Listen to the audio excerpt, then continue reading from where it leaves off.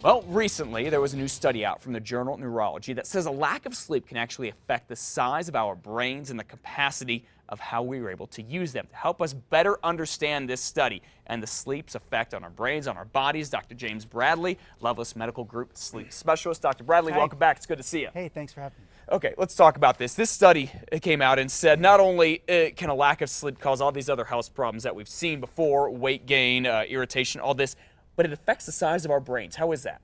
You know, basically the development or the advance of sleep medicine has only really taken present in the last 2 decades.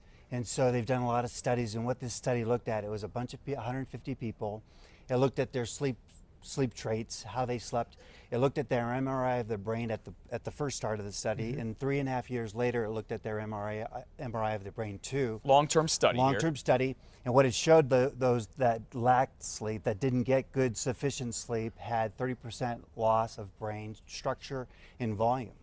No kidding. So what does that do then, let's say, in our daily lives? Does it affect memory, cognitive thinking and reasoning and all that? Well, we don't know if it's a chicken or the egg. We know that with normal aging, you lose brain volume. Okay. And so it did show in this study that those that had lack of sleep had more brain loss, but more study needs to be done on is it just the natural aging, or is it sleep deprivation?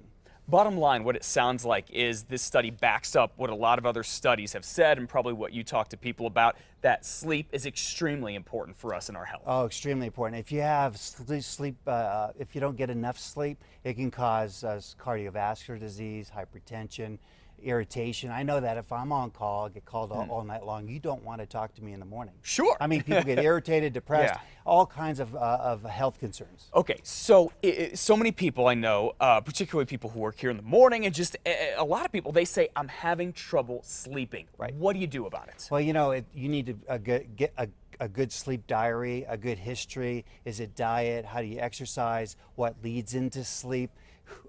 When you don't sleep well in your bed, do you get out of bed? Do you do all this electronic stuff? I mean, all these people, everyone has these things. Yeah, I hear those are horrible in the bedroom. These are horrible. Yeah. iPads, iPods, these smartphones. The blue light that's emanated from this goes through your eye into the retina.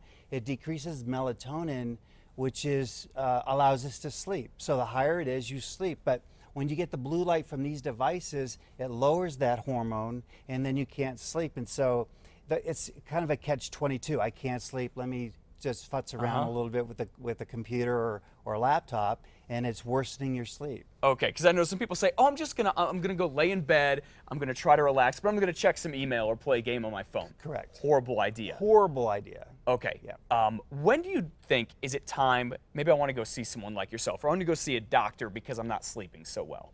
Well, if you have disrupted sleep where the next day you're too tired to perform your task at work, you're drowsy going to work, driving, if you have health concerns, then certainly you need to see your doctor or a sleep specialist that can kind of fine-tune your diet, exercise, what you're doing. You know, and there's certain techniques besides medications that can allow one to sleep better. People talk about counting sheep. Yeah, does that work? It works, but what you need to do is some mundane tasks to allow you to get more sleepy. Like, you want to try something with me? A to Z, pick, if you choose an animal for each letter. Okay. A, ant. B, bear.